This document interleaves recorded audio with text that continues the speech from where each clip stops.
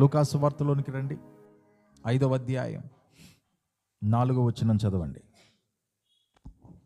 ఆయన బోధించుట చాలించిన తరువాత, నీవు దోణెను లోతునకు నడిపించి చేపలు పట్టుటకు మీ వలలు వేయుడని సీమోనుతో చెప్పగా, సీమోను, ఏలినవాడ, రాత్రి అంతయు మేము ప్రయాసపడితిమి గాని మాకేమీ దొరకలేదు, అయినను నీ మాట చొప్పున వలలు వేతునని ఆయనతో చెప్పెను.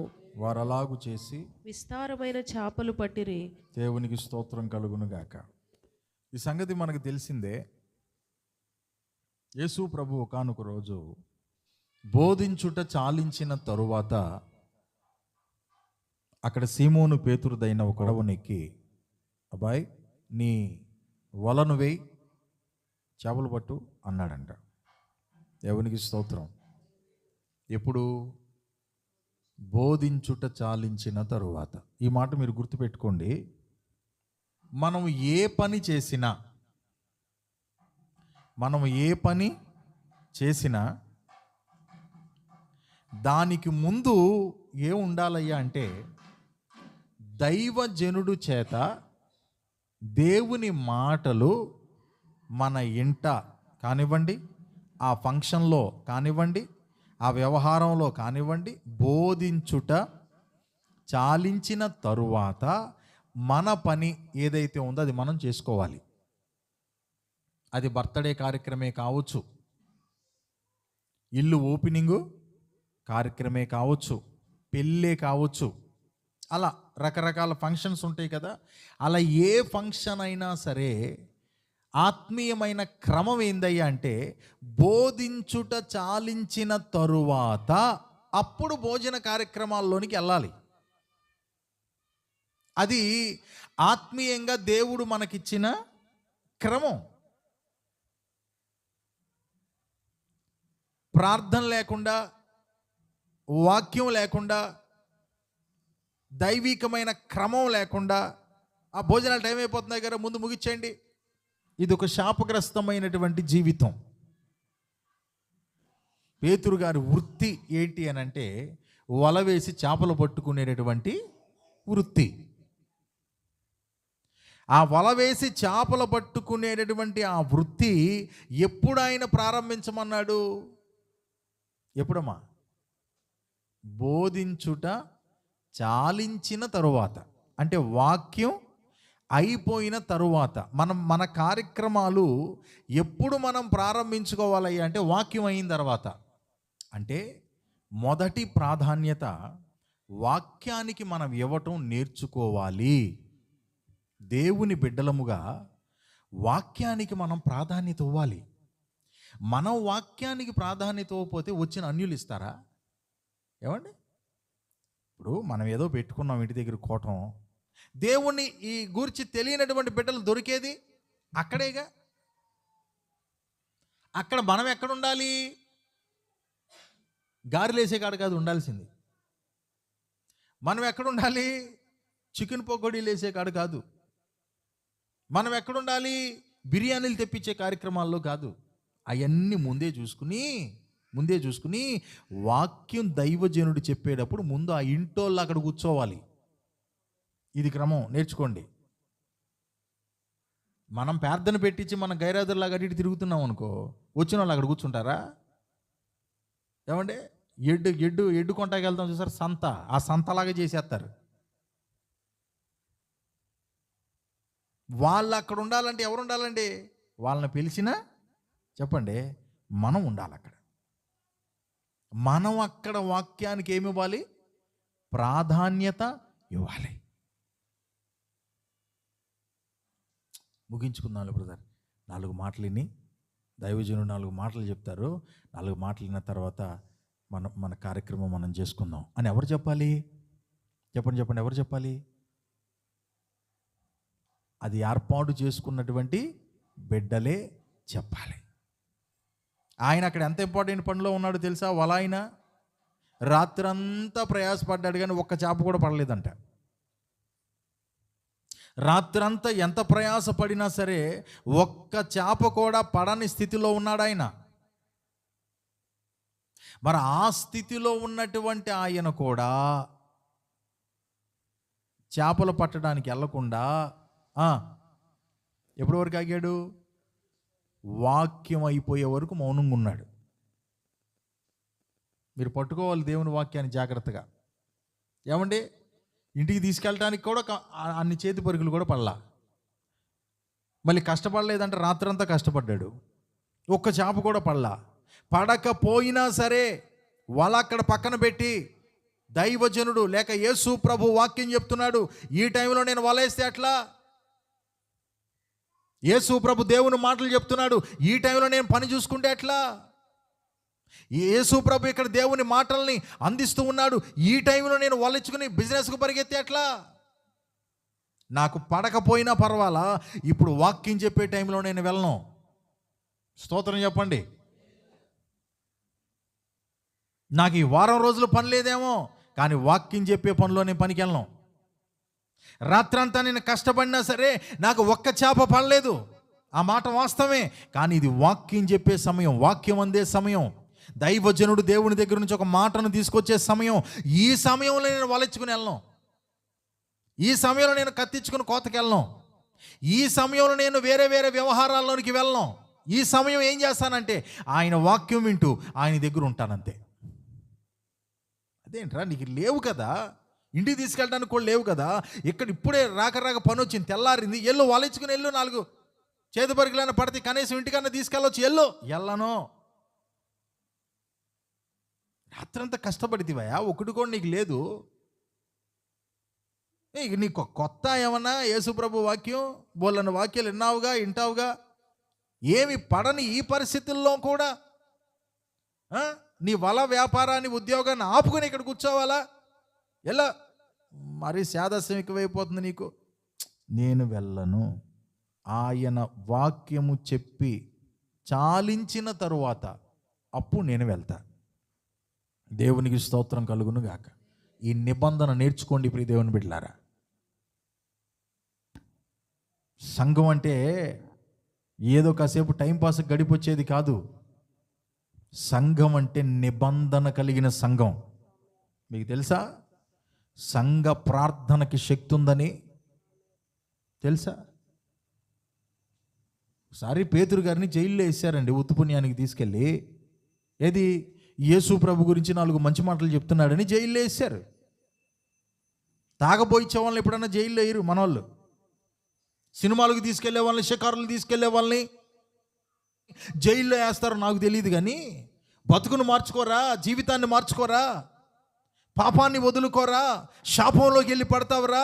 ఇలాంటి భయంకరమైన పరిస్థితుల్లో నీవు నీ కుటుంబానికి కాకుండా పోతావు, నీ కుటుంబస్తులు నీకు కాకుండా పోతారు, దరిద్రం కొట్టు పరిస్థితుల్లోకి వెళ్ళిపోతావు అని చెప్పి ఒక క్రమంలోనికి నడిపించారు. దైవజనుని తీసుకెళ్ళి ఎక్కడేశారు? జైల్లో వేశారు. జైల్లో వేస్తే ఇక చూడండి, పాస్టర్ గారు జైల్లోకి వెళ్ళి కూర్చుంటే సంఘం అంతా కూడా ఒక చోటన దేవుని సన్నిధానంలో కూర్చుని ప్రార్థనలో ఉందంట. అది సంఘం అంటే. సంఘం అంటే అదండి.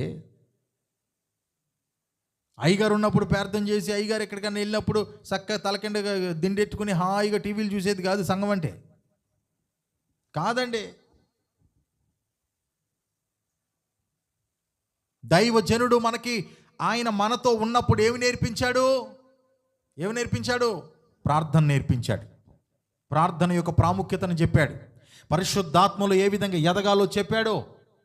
కాబట్టి ఇప్పుడు ఆయన లేడు, చెరసాల్లో వేయబడ్డాడు. ఇప్పుడు ఆయన ఏమి నేర్పించాడో అది మనం చేయాలి. సంఘమంతా కూడా కూర్చుని ప్రార్థన చేస్తుందంట. ఏం చేస్తుంది? ప్రార్థన చేస్తుంది. ఇక్కడ సంఘం ప్రార్థన చేస్తుంటే అక్కడ దైవజనుడున్న చెరసాల గదిలోనికి దేవదూత దిగొచ్చిందంట. చెరసాల పునాదులు, ఆ యొక్క తలుపులన్నీ కూడా తీసుకుని దైవజనుడిని బయటికి తీసుకొచ్చేసిందంట. మరలా సంఘానికి అప్పచెప్పిందంట. దేవునికి స్తోత్రం. ఇప్పుడు దేవదూత రావడానికి, బయటికి తీసుకురావడానికి, మరలా సంఘానికి దైవజనుడిని అప్పగించడానికి ఎవరి ప్రార్థన కావాల్సి వచ్చింది? గట్టిగా చెప్పాలి మీరు. సంఘం ప్రార్థన. ఈ సంఘం కావాలి మనకి. ఏ సంఘం? ప్రార్థనలో నిలిచే సంఘం, ప్రార్థన కొరకు కన్నీళ్లు కలిగిన సంఘం. పరిస్థితి ఏదైనా ఇబ్బందికరంగా మారినప్పుడు ప్రార్థనలో విజయాన్ని తీసుకొచ్చుకునే సంఘం మనకి కావాలి. Praise the Lord. బోధించుట చాలించిన తరువాత అప్పుడు యేసయ్య అంటున్నాడంట, వలవేయి పద అన్నాడంట. దేవునికి స్తోత్రం. అది మనం నేర్చుకోవాలండి. వల ఎప్పుడు వేయాలో నేర్చుకోవాలి, అంటే పని ఎప్పుడు చేయాలో నేర్చుకోవాలి, వ్యాపారం ఎప్పుడు చేయాలో నేర్చుకోవాలి. ఎప్పుడు చేయాలి? దేవునికి ఇవ్వాల్సిన సమయం దేవుడికి ఇచ్చిన తర్వాత చేయాలి. అంతేగాని దేవునికి ఇచ్చేటటువంటి సమయం పనికే ఇచ్చేసి, వ్యాపారానికి ఇచ్చేసి, ఇంకొక వేరే వాటికి ఇచ్చేసేసి, నాకు దీవెన రావట్లేదయ్యా, ఆశీర్వాదం రావట్లేదని రాదు. ఎందుకనంటే ఇక్కడ ఆయన మాట్లాడు, బోధించుట చాలించే వరకు ఉన్నాడు అక్కడే మౌనంగా వలైలాపుడు. యేసు ప్రభు వాక్యాన్ని చెబుతూ ఉండగా వల వెయ్యలా. వాక్యం అయిన తర్వాతే వలేశాడు. దేవునికి స్తోత్రం. అయ్యా, నిజానికి రాత్రంతా నేను వల వేశానయ్యా, ఒక్క చేప కూడా పడలేదు నాయన, ఒక్క చేప కూడా పడలేదు నాయన, అయినను నీ మాట చొప్పున అనండి ఒకసారి. అందరు మళ్ళీ చెప్పండి. ఈ మాట కూడా మనకి చాలా అవసరం. అయినను నీ మాట చొప్పున. ఆమేన్. అయ్యా, నేను చేశా, నాకు తెలిసింది, నేను వేశా రాత్రంతా, నా జ్ఞానాన్ని ఉపయోగించా చాలాసేపు, కానీ అక్కడ ఫలితం ఏమీ దక్కలేదు నాయన. నాకెక్కడ ఫలితం దక్కలేదో, ఎక్కడ నేను కష్టపడిన ఒక్క చేప పిల్ల కూడా పడలేదో, అక్కడే మరలా నువ్వు వేయమంటున్నావు. ఇప్పుడు మరి ఇక నీ మాట చొప్పున నేను వేస్తున్నా.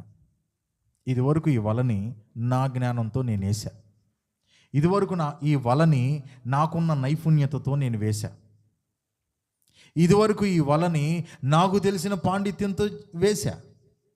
ఇప్పుడిక నా పాండిత్యం అంతా ఏమైపోయింది? ఒక్క చేప పిల్లను కూడా తేలేకపోయింది. నా పాండిత్యం అంతా ఏమైపోయింది? నా శ్రమ అంతా వృధా అయిపోయేలాగా మారిపోయింది. ఇప్పుడు నా పాండిత్యంతో కాదు, ఇప్పుడు నా టాలెంట్తో కాదు, ఇప్పుడు నాకు ఎన్నో సంవత్సరాలుగా ఉన్నటువంటి అనుభవముతో కాదు, నీ మాట చొప్పున నేను వల వేస్తున్నా. దేవునికి స్తోత్రం. హల్లెలూయా. ఏవండి, వల వేయటం అంటే అది పేతురు గారి జీవనోపాధి అనండి. మీరు మీ పనులు ఏ విధంగా చేసుకుని మీ కుటుంబాలను గడుపుకుంటారో, పేతురు గారు వలేసి చేపలు పట్టుకుని వారి కుటుంబాన్ని గడుపుకుంటాడు. ఆయన జీవనోపాధి విషయమై ఆయనకి తెలిసినటువంటి టాలెంట్ను ఉపయోగించి వలేసాడు రాత్రంతా. ఈ ఒక్క పాయింట్ని మీరు పట్టుకోండి, నేను ఇక ముగిస్తా. కానీ ఒక్క చేప పిల్ల కూడా పడలేదు. ఇప్పుడు అయ్యా, ఇక నా జీవనోపాధి అనేది, నా టాలెంట్ ఫెయిల్ అయిపోయింది, ఇక నేను నీ మాట చొప్పున వేస్తున్నాను అనే మాట దగ్గరికి వచ్చాడు. ఇక దేవుని మాటను బట్టి ఆయన వల వేశాడు. ఆమేన్. అంటే ఏ యొక్క పని, ఏ యొక్క ఉద్యోగం, ఏ యొక్క వ్యాపారం దేవుడు నీకు ఇచ్చాడో, ఆ పనిలో ఒక సరైన సమృద్ధి గనక నీవు చూడలేకుండా ఉంటే, ఆ పనిలో ఒక రాబడి నువ్వు చూడలేకుండా ఉంటే, కష్టానికి తగిన ఫలితం నీకు రాకుండా ఉంటే, ఇక్కడ కూడా అంట దేవుని దగ్గర ఒక ఉపాయము ఉంటుందట. ఆయన జీవనోపాధి విషయమై కష్టపడి రాత్రంతా కూడా పనిచేసి ఏ ఆశీర్వాదం చూడలేకపోయాడు. ఎలాంటి ఆర్థికంగా కానివ్వండి, పని విషయంలో కానివ్వండి, ఆ యొక్క సమృద్ధిని చూడలేకపోయాడు. యేసయ్య మాటను బట్టి వల వేసి విస్తారమైన చేపలు పట్టారంట. ఆ వల లాగుతూ ఉండగా వాళ్ళ వలలు పిగిలిపోయే అంత సమృద్ధి వారు అనుభవించారంట. దేవునికి స్తోత్రం. ఆ సమృద్ధి రావడానికి, అంత సమృద్ధి రావడానికి కారణం నెంబర్ 1, ఆయన బోధించుట చాలించిన తరువాత. ఇది గుర్తుపెట్టుకోండి. నీకు, నీ ఇంటికి, నువ్వు చేసే పనికి, వ్యాపారానికి సమృద్ధి కలగాలంటే ఫస్ట్ ప్రాధాన్యత దేవుని వాక్యానికి ఇవ్వాలి. ఆమేన్. చెప్పని ముందు పాస్టర్ గారు రాని ఆయన దేవుని మాటలు చెప్తాడు. చెప్పిన తర్వాత మన కార్యక్రమంలోకి ముందుకెళ్దాం. అప్పటి వరకు పెట్ట కూడా కుయ్యమనొద్దని చెప్పాల్సింది ఎవరు? ఆ ఇంటి యజమానులు చెప్పాలి. రెండోదిగా, రాత్రంతా ఆయన వలలు వేశాడు, కానీ ఒక్క చేప కూడా పడల. రాత్రంతా వలలు వేసేటప్పుడు యేసు ప్రభు ఆయనతో ఉన్నాడా? యేసు ప్రభు లేడు. ఈయన వల ఈయనతోనే ఉంది, ఈయన పడవ ఈయనతోనే ఉంది, ఈయన నైపుణ్యత ఈయనతోనే ఉంది, వల విసరకుండా విసురుతూనే ఉన్నాడు, కానీ ఒక్క చేప కూడా పడట్లేదు. కారణం ఏందయ్యా అంటే యేసు వారితో లేడు. క్లియర్. రెండో పాయింట్ ఏందయ్యా అంటే నీ జీవితంలో యేసయ్య లేకుండా నువ్వు పడే ప్రతి ప్రయాస వ్యర్థమైపోద్ది. రాత్రంతా ఈయన వల వేశాడు, కానీ యేసు ఆయనతో లేడు. ఇప్పుడు యేసయ్య ఆయనతో ఉన్నాడు. ఆయనే చెప్తున్నాడు వలవై అని చెప్పి. అప్పుడు ఆయన వల వేశాడు. వల వేసినప్పుడు ఎటు నుంచి వచ్చినాయో తెలియదు ఆ చేపలు, ఎటు నుంచి వచ్చినాయో తెలియదు. ఆ వలకెందుకు వచ్చి పడ్డాయి? వల సముద్రంలోనికి వెళ్ళే లోపే ఆ వలకెందుకు వచ్చి చేరాయి చేపలు. ఇక లాగేసరికి కదా వల పిగిలిపోవునంతగా చేపలు పడ్డాయంట. దేవునికి స్తోత్రం కలుగును గాక. అదేనండి సీక్రెట్. మన విజయ రహస్యం మన ప్రభువైన యేసయ్యే. నువ్వు ఆర్థికంగా ఆశీర్వదించబడాలన్నా, నీ కుటుంబం, నీ బిడ్డలు పచ్చని ఒలీవ మొక్కల వలె ఆశీర్వదించబడాలన్నా, నీ కుటుంబంలో యేసుకు స్థానం ఉండాలి. నీ జీవితంలో, నీ హృదయంలో, నీ కుటుంబంలో యేసయ్యకి చోటు ఉండాలి. అప్పుడే అసలైన సమృద్ధిని చూడగలవు. దేవునికి స్తోత్రం. ఆయన లేకుండా ఎంత కష్టపడు, ఆయన లేకుండా ఎన్ని పనులు చేయి, ఆయన లేకుండా ఎన్ని పాటలు పడు, ఆయన లేకుండా ఎంత చెయ్యి, అదంతా వ్యర్థమైపోద్ది, వేస్ట్ అయిపోద్ది, నీకు తలకాయ నొప్పిగా మారుద్ది. దేవునికి స్తోత్రం కలుగును గాక. రాత్రంతా వల వేశాడు అనంటే చీకట్లో వేశాడు. ఎక్కడేశాడు? చీకటి. దేనికి సాదృశ్యంగా ఉందయ్య అంటే ఒక కోణంలో పాపానికి సాదృశ్యంగా ఉంది. దేవునికి ఇష్టం లేని పనుల్లో చేస్తూ ఉండి, దేవునికి ఇష్టం లేని వ్యవహారాల్లో ఉండి, రహస్యంగా చీకటి కార్యాలు, చీకటి పనులు, రహస్యమైన విధానాల్లో చేసుకుంటూ ఉండి, నువ్వు నీ పనుల్లో ఆశీర్వదించబడాలి అనంటే ఆశీర్వదించబడలేవు. నిజమైన ఆ ఆశీర్వాదం రావాలి అనంటే ఏం పోవాలి? చెప్పండి ఏం పోవాలి? చీకటి పోవాలి. చీకటి అంటే పాపము పోవాలి. పాపం అంటే వ్యభిచారమో, నరహత్యో ఇవి మాత్రమే కాదు. పాపం అంటే మాట వినకపోవటమే పాపం. ఇక్కడ దైవజనుడు ఒక మాట నీ దాకా తీసుకొస్తూ ఉంటే, ఈ మాట నీ చెవితో విని, ఈ చెవితో వదిలేసి ఆయన అట్టయి చెప్తాడులే అనుకుంటమే పాపం. ఆ పాపంలో ఉండి నువ్వు వల వేసినా నీకు చేపలు పడవు. ఆ పాపంలో ఉండి నువ్వు పని చేసినా నీకు సమృద్ధి చూడలేవు. ఆ పాపంలో ఉండి నువ్వు లేనిపోయిన కష్టాలు పడినా సరే, నీ చెమట ఓర్చినా సరే, నువ్వు అసలైన సమృద్ధిని చూడలేవు. నీ కడుపు నిండదు, నీ బిడ్డల కడుపును కూడా నింపలేవు. కారణం ఏంటంటే పాపం చాలామంది జీవితాల్లో పరిపాలన చేస్తుంది. పేరు క్రైస్తవులే, పేరుకు దేవుని బిడ్డలే, పేరుకు చర్చికి వెళ్ళే వాళ్ళే, కానీ పాపం అనే బానిసత్వం క్రింద జీవిస్తున్నటువంటి వారు. మీకు విషయం తెలుసా? దేవుడు పాపిని ప్రేమిస్తాడు, పాపాన్ని కాదు. ఏమన్నాను? పాపినే ప్రేమిస్తాడు, పాపాన్ని కాదు. ఇంకో చిన్న వివరణ మీకు ఇవ్వాలి. ఏ పాపిని ప్రేమిస్తాడు అనేది కూడా చెప్పాలి. ఏ పాపిని ప్రేమిస్తాడు అని అంటే, ఆ పాపము నుండి నేను విడుదల పొందాలయ్యా అనే ఆశ కలిగిన పాపినే ప్రేమిస్తాడు. దీనికి మీకు ఒక ఉదాహరణ చెప్పాలి అని అంటే, యేసు ప్రభువుతో పాటు ఎంతమందిని సిలువేశారు? 2 సిలువేశారు. బందిపోటు దొంగలు అంటారు, మామూలు దొంగలు కూడా కాదు. 2 దొంగలు ఉన్నారండి. 2 దొంగల్లో ఒకడితో అన్నాడు, ఏమని? నువ్వు నాతో పరదేశంలో ఉంటావు వాళ్ళ అన్నాడు. ఇంకొకటితో అన్నాడు ఆ మాట. ఎందుకనలా? ఏమా రాలా, అంతే. వీడేంటంటే ఒప్పుకున్నాడు. ఈ ఆఖరి క్షణాల్లో అన్న దేవుడు ఏదన్నా నన్ను కనుకరిస్తాడేమో అని చెప్పి ఆయన పాదాల మీద పడ్డాడు. అయ్యా, నన్ను జ్ఞాపకం చేసుకుంటావా? నేను దొంగనే ఆయన, నేను దోషినే, నేను పాపినే అయ్యా, నాకు అవకాశం ఇస్తావా అన్నాడు. ఉంటావన్నాడు, అంతే దేవుడు. ఇంకొకడు ఏమంటాడు? నువ్వు దేవుని కుమారుడు కదా, నువ్వు విడిపించుకుని మమ్మల్ని కూడా విడిపించవచ్చుగా అన్నాడు. ఎక్స్ట్రా అతికి తెలివి అంటారు దాన్ని. ఏంటిది అంటే, వీడేం చెయ్యాలో ఈడు కాదు, ఆయన ఏం చెయ్యాలో చెప్తున్నాడు. దీని అతికి తెలివితేటలు. కొంతమంది అంతే, విశ్వాసులుగా మనం ఏం చేయాలో కాదు, పాస్టర్ ఏం చేయాలో చెప్తాం మనం. దీని అతికి తెలివితేటలు అంటారు. అట్లాగే మనోడు ఏం చేస్తున్నాడు? నువ్వు దేవుని కుమారుడు కాదా, నువ్వు మరి అంత గొప్పోడు అయితే నువ్వు విడిపించుకుని మమ్మల్ని కూడా విడిపించవచ్చుగా అన్నాడు ఇంకో దొంగ. గుర్తుపెట్టుకోండి, దేవుడు పాపిని ప్రేమిస్తాడు, పాపాన్ని ద్వేషిస్తాడు.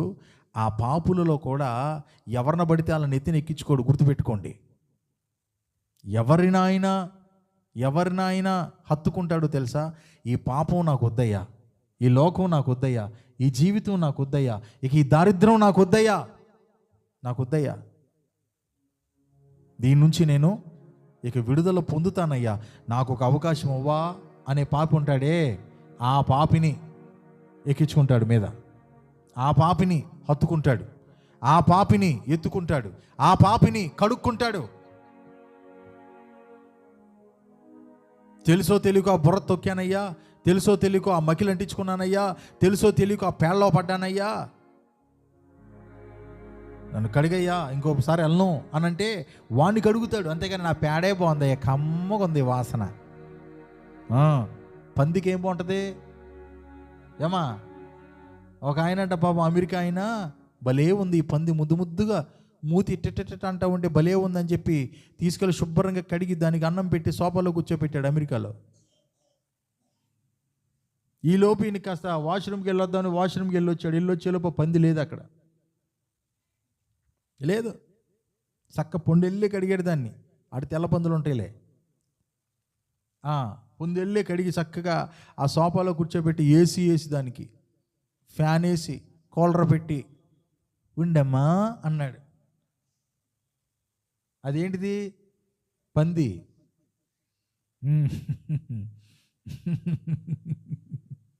దేవునికి స్తోత్రం చెప్పండి. ఆయన వాష్రూమ్కి వెళ్ళి వచ్చేలోపు ఆ పంది లేదు అక్కడ. ఏసీలు వేసినట్టుగానే ఉన్నాయి.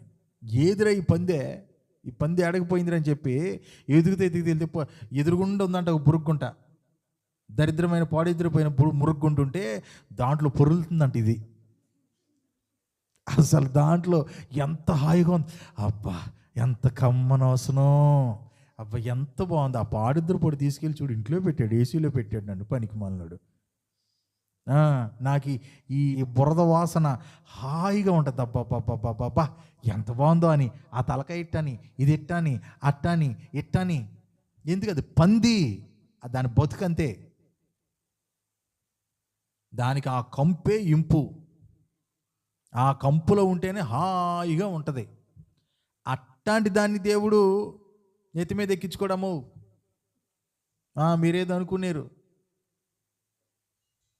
ఎప్పుడన్నా మీరు గొర్రెని ఆ బురదగుంటలో పొరటం చూసారా? చక్కగా హాయిగా ఉందరు అనుకుంటా, తిరుగుద్దా బురదలో పడి? గొర్రె తిరగదు. పొర్రపాటున బురద అంటినా అది దులిపేసుకుంటుంది, ఇట్ట దులిపేసుకుంటుంది. అందుకే ఆయన గొర్రెని వేసుకున్నాడు మెళ్ళ మీద. దేవునికి స్తోత్రం కలుగును గాక. అది అందుకే కొన్ని జంతువులతో కూడా పోల్చి మాట్లాడాడన్నమాట. అర్థమైందా మీకు? పంది అనేది నేను చెప్పటం కాదు, దేవుడే చెప్పాడు. ఏమన్నాడు తెలుసా? నీ ముత్యాలను పందుల ముందే మాకరా అని చెప్పాడు. ఎవరితో? పాస్టర్ గారితో. ముత్యాలంటే ఏంటి? దేవుని వజ్రాలు లాంటి మాటలు. ఈ మాటలు తీసుకెళ్ళి పందుల ముందు వేసామనుకో, ఆ పందులు ఏం చేస్తాయో తెలుసా?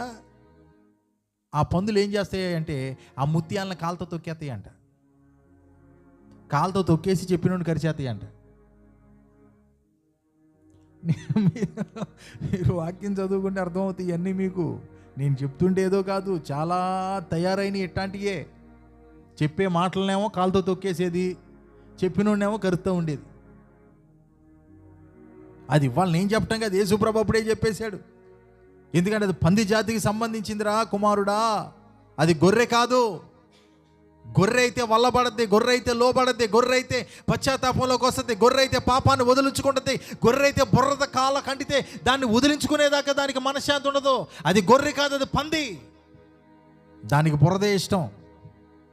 ఈ బురదలోకి వెళ్ళకూడదని చెప్పి నువ్వు ముత్యాలాంటి మాటలు తీసుకెళ్ళి చెప్పినా సరే, ఆ మాటలనేమో కాళ్ళతో తొక్కేస్తుంది, నిన్నేమో కరిచేస్తుంది, నీ మీద లేనిపోయిన మాటలేస్తుంది, నీ లేనిపోయిన నిందలేస్తుంది, లేనిపోయిన ప్రచారాలు చేసుకుంటే తిరుగుతురా నీ మీద. కాబట్టి నీ ముత్యాలను తీసుకెళ్ళి పందుల ముందే మాకు రా అన్నాడు దేవుడు. ఏంటంట? దేవుడు పాపిని ప్రేమిస్తాడు, పాపాన్ని ద్వేషిస్తాడు. గుర్తుపెట్టుకోండి, ఏ పాపిని ప్రేమిస్తాడంటే నాకు ఈ పాపం వద్దయ్యా అనుకునే పాపిని ఆయన ప్రేమిస్తాడు. అంతేగాని నా మురుగుంట అందంగా ఉందయ్యా అన్నవాడిని నెత్తి మీద ఎక్కించుకోడు, సావరా అక్కడే అంటాడు. మాట వినకుండా, దేవుడు చెప్పినటువంటి మాటను వినకుండా ఆ మురుగుల్లో మనం ఉంటే మన జీవితం అధోగతి పాలైపోతుంది. అదే నేను చెప్తున్నా. ఈయన గారు ఎప్పుడు వేసాడంట వల? చీకటిలో, రాత్రి వేళ. గుర్తుపెట్టుకోండి, చాలామంది సంఘానికి సాగేవాళ్ళు సహా, దేవుని మాటలు వినేవాళ్ళు సహా రహస్యంగా పాపాల్లో ఉన్నారు, రహస్యంగా దేవునికి ఇష్టం లేని పనుల్లో ఉన్నారు. ఉండి వారు చేసేటటువంటి పనులు చేస్తూ ఉండి ఏంటి ఇంకా దేవుడు మమ్మల్ని దీవించట్లేదు అంటున్నారు. దేవుడు ఎక్కడ దీవిస్తాడు? నువ్వు ఎక్కడున్నావు? చీకట్లో ఉన్నావు. పాపంలో నీవు ఉంటే ఆయన నీలో ఉండలేడు, నీతో ఉండలేడు. దీని నుంచి నన్ను విడిపించయ్యా అన్నప్పుడే ఆయన నీకు చెయ్యందిస్తాడు. నేను ఇక్కడే ఉంటానయ్యా. చాలామందికి ఏంటో తెలుసా, నేను ఇక్కడే ఉంటా కానీ నువ్వు నన్ను దీవించేయాలి, నేను మనసు మార్చుకోను కానీ నువ్వు నన్ను దీవించేయాలి. అట్లా కుదరదు. పాపాన్ని వదిలిపెడితేనే ఆయన వచ్చి నీ పడవలో ఎక్కుతాడు.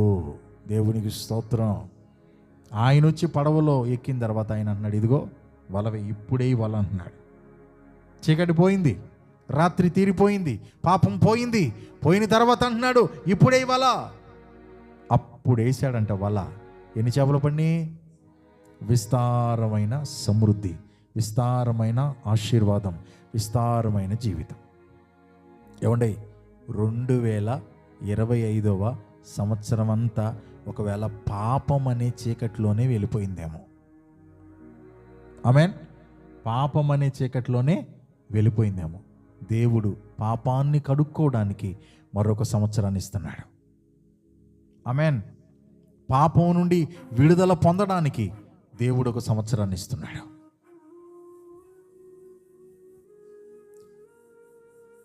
నీతో యేసు ప్రభు, నీవు యేసు ప్రభువుతో ఉండకుండానే 2025 దాటిపోయిందేమో. కానీ నీవు ఆయన చేరుకోవడానికి, ఆయన నిన్ను చేరుకోవడానికి దేవుడు నీకొక సంవత్సరాన్ని ఇచ్చాడు. ఆమేన్. ఈ సంవత్సరాన్ని పోగొట్టుకోవద్దు. పాపంలో బ్రతకడానికి వినియోగించుకోవద్దు, లోకంలో బ్రతకడానికి వినియోగించుకోవద్దు, శాపంలో బ్రతకడానికి వినియోగించుకోవద్దు. ఈ సంవత్సరం ఆయన నీ పడవెక్కాలి. ఆమేన్. ఈ సంవత్సరం రాత్రి తీరిపోయిన సంవత్సరంగా ఉండాలి. ఈ సంవత్సరం సమృద్ధి కలిగిన విస్తారమైన చేపలు పడే సంవత్సరంగా ఉండాలి. ఇట్టి కృప దేవుడు మనకు అనుగ్రహించును గాక. కళ్ళు మూసుకుందాం, చిన్న ప్రార్థన చేసుకుందాం.